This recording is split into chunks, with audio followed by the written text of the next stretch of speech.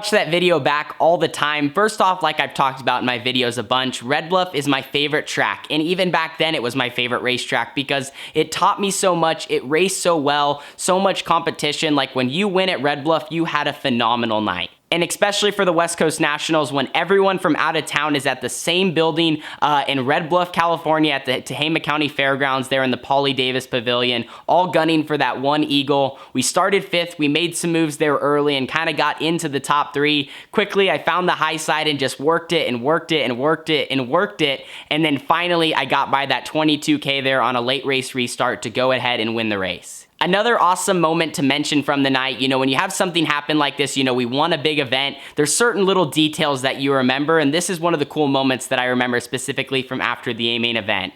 So we park it in Victory Lane, I do my Victory Donuts right, I pull back to my pit, and from about the middle part of the Red Bluff Outlaw season, I wanted a QRC hat. I'd always had driven QRC karts, we have been a loyal customer since we've started racing Outlaw karts to QRC, and at the time there was so much QRC merchandise that was coming out, and I kept remember begging my mom and dad, please go get me a QRC hat or get me a QRC t-shirt, something to wear to kind of be a part of the group. So I got out of my race car, obviously my family was there, we were all hugging, high-fiving, all these people were coming over and saying congratulations. And then with all the people that had walked up, one of them was Jimmy Elledge, the new owner of QRC at the time. He had just recently taken over the business. He still runs QRC karts, and now I'm one of his house drivers. So it's just so funny how that kind of happened. When he did come over, he brought all this QRC merchandise. I still have one of the old QRC hats that I so desperately wanted at the time. So he brought over a bunch of hats, sweatshirts, t-shirts for the family, and I remember he also gave a $100 bill to each QRC driver that had won the 2014 West Coast Nationals. So that was just something cool, and how ironic how we met him there at the time winning one of the biggest races of the year, and then now where we're at driving for QRC in 2020. So hopefully you guys enjoyed today's Throwback Thursday video. That's one of my favorite to tell, and I always watch that footage back over and over again. It seems like just a few times a year. Now, one of the things I've meant to do at the end of a few of these videos, and that is open some fan mail. In the past, you guys have seen me open some fan mail on camera, and I feel really, really bad